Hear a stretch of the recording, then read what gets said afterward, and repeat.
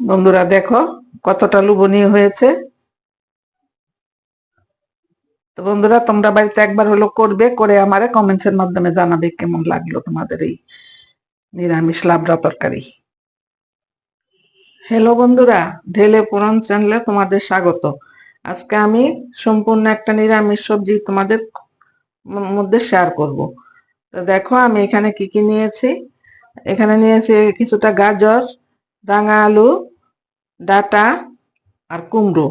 আর এইখানটায় নিয়েছি আমি সজনে ডাঁটা, সিম, বেগুন আর পেঁপে। তো তোমরা দেখতে দেখতে থাকো আমি কি করে রান্নাটা করি। বন্ধুরা আমি এখানে উনানে একটা কড়াই বসিয়ে দিয়েছি। এবার দিয়ে দেব সামান্য সরষের তেল।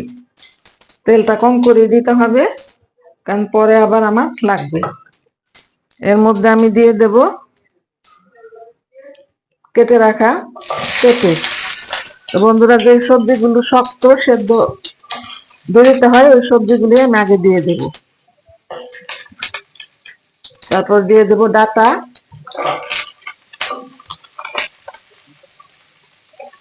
রাঙা আলু, গাজর, কুমড়ো দিয়ে আমি একটু ভেজে নেব।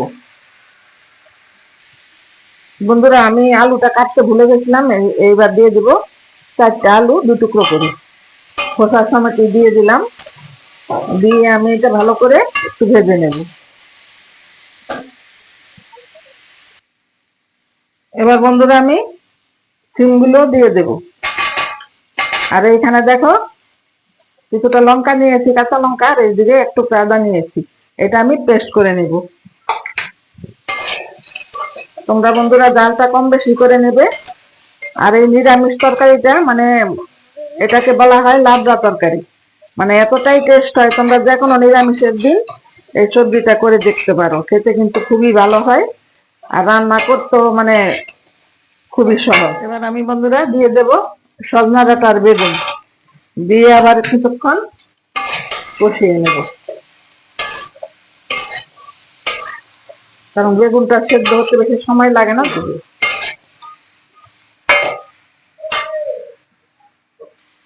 এবার আমি লঙ্কার আদাটা দিয়ে দিচ্ছি।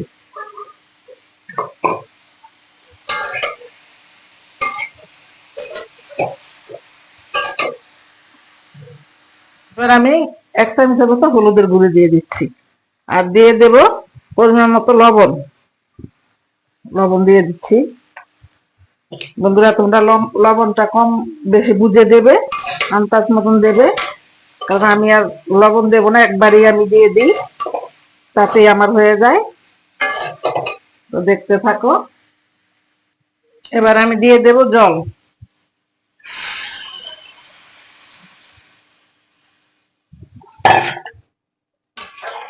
দিয়ে একটু নেড়ে চেড়ে 10 মিনিটের জন্য আমি ফুল আঁচে আমি রেখে দেব।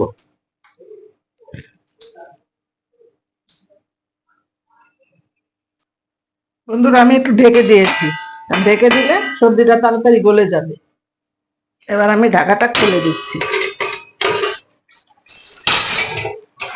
দেখো আমি একটু জল জলিয়ে রাখবো, পুরোটা শুকাবো না। এবার আমি এটা নামিয়ে তারপরে ফোড়ন দিচ্ছি, দেখতে থাকো। বন্ধুরা আমি কড়াইতে পরিমাণ মতো তেল দিয়ে নিয়েছি ফোড়নের জন্য। এবার আমি একটা তেজপাতা 2 টুকরো করে আর 2টা শুকনো লঙ্কা দিয়ে দিচ্ছি।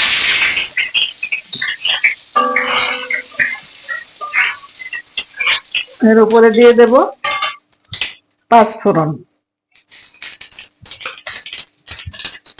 এবার দিয়ে দেব কিছুটা থেতো করা আদা। দেখো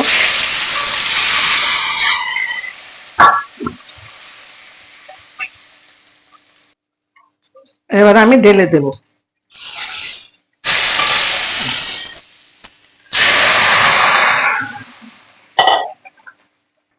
বন্ধুরা এবার আমি দিয়ে দেব বেজে রাখা কিছু মশলা। এখানে আমি তেজপাতা, ধনে, জিরে আর শুকনো লঙ্কা ভেজে আমি ফাঁকি করে রেখে দিয়েছি ঘরের মধ্যে। আমার যখন দরকার পড়ে আমি তখনই দিয়ে দিই।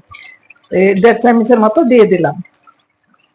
বন্ধুরা এই মশলাটা না দিলে তোমার সবজির টেস্টটাই হবে না, এই লাবড়া তরকারির টেস্টটাই আসবে না। আর এতটাই টেস্ট হয়, তোমরা একবার করলেই বুঝতে পারবে। তবে বন্ধুরা, আমার এই রেসিপিটা তোমাদের কেমন লাগলো কমেন্টসের মাধ্যমে জানাবে।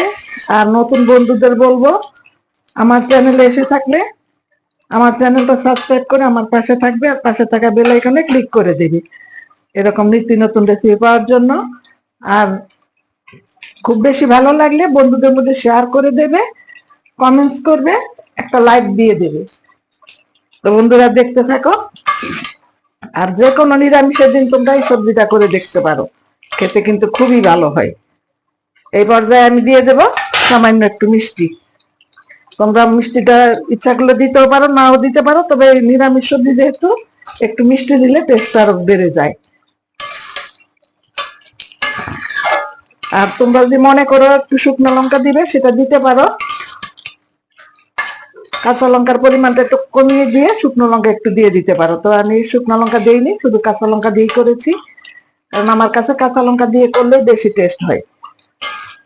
তার 5 মিনিটের মতো জাল করে তারপর আমি নামিয়ে নিচ্ছি। বন্ধুরা, রেডি হয়ে গেল আমার সম্পূর্ণ নিরামিষ লাবড়া তরকারি। তো এর থেকে বেশি আমি আর শুকাবো না, কারণ ভাত দিয়ে খেতে গেলে একটু জোর লাগবে। আর বন্ধুরা, তোমরা যদি বিউলির ডালের বড়ি দিতে চাও দিতে পারো, কিন্তু আমি দেবো না, কারণ আমার মা দিদার কাছে শুনেছি বিউলির ডালের বড়ি নাকি নিরামিষ হয় না, সেই জন্য নিরামিষের দিন বিউলির ডালের বড়িটা দেওয়া চলে না। তোমরা যদি দিতে চাও দিতে পারো। বন্ধুরা, দেখো কতটা লোভনীয় হয়েছে। তো বন্ধুরা, তোমরা বাড়িতে একবার হলো করবে, করে আমারে কমেন্টসের মাধ্যমে জানাবে কেমন লাগলো তোমাদের এই নিরামিষ লাবড়া তরকারি। সুস্থ থাকবে, দেখা হবে আবার অন্য কোনো রেসিপিতে। ধন্যবাদ।